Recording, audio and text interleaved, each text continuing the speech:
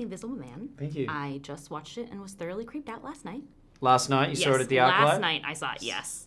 Now, what first inspired you to flip the script on this story and make it about the victim? I think what inspired me was the idea of making the Invisible Man scary. Like, I don't know that I've seen a truly terrifying Invisible Man movie. I've obviously seen the original film, but it plays in a very historical context. You know, what scares audiences in 1933 isn't going to work in 2020. So my first thought was, how do I make this character truly chilling and terrifying?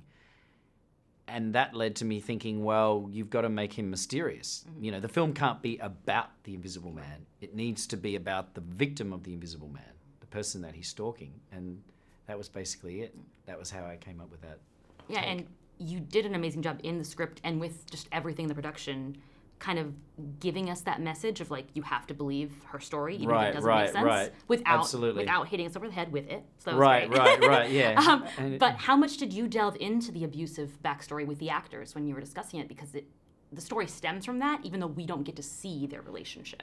I mean, I talked to Lizzie a lot. Elizabeth and I had a lot of conversations. Before we started shooting, we would sit in a room for hours. We would set aside 3-4 hours to just sit and go through the script and talk. And she really gave me this invaluable female perspective on it that I needed. You know, that was like the missing piece of the script, was that true female insight. And she would talk to me about situations she'd been in where she was uncomfortable.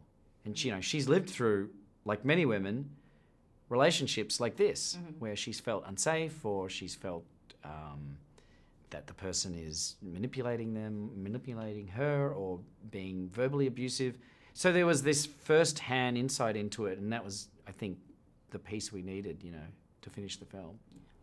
Also, I loved the way that the set it was so open, like, especially his house, right? Everything, it's glass and, like, sunlight. Yeah. So it's like, it almost feels like everything is so visible. Yeah. Like, was that, I guess, like, was that on purpose? How did you connect? Like, he's invisible, everything is visible.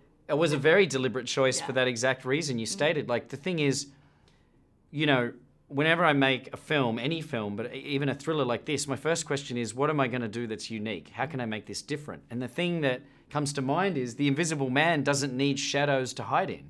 You know, this is not a monster that needs to hide in the darkness. He could be standing next to you in a brightly lit dentist's office and you wouldn't know, right? So I said to the cinematographer, we need to turn the lights on. I've made a lot of horror films with the lights off. Now we're going to turn them on, which is disappointing for him to hear, because cinematographers love darkness, you know. They want to shoot shadows, and he doesn't exactly want to turn the lights on. It's not a pretty image, but I said, for my eyes. Exactly. I said, we're going to do something different here. We're going to turn the lights off. I gave him the attic scene.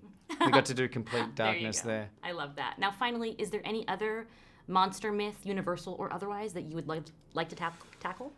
Oh, man. You know, it's funny. I feel like Steven Spielberg dropped the mic on shark movies after he made Jaws. He was like, bye, good luck making another one of those. And nobody has been able to make, I think, a really, truly effective shark movie. There's been some good ones, some fun ones, like, you know, Deep Blue Sea over the years, but I always feel like the shark is who can do that again? Because it's been a long time since Jaws came out. So is anyone capable of turning this? Although now I feel terrible saying that, because sharks are endengered. Let's scratch that. I'm like, I don't want to make sharks. Of the sharks. Exactly. They will populate. Exactly. Make more. Exactly. We're going to have to do a When Animals Attack movie. We'll split it 50-50. I love it. Thank you so much. Thank you.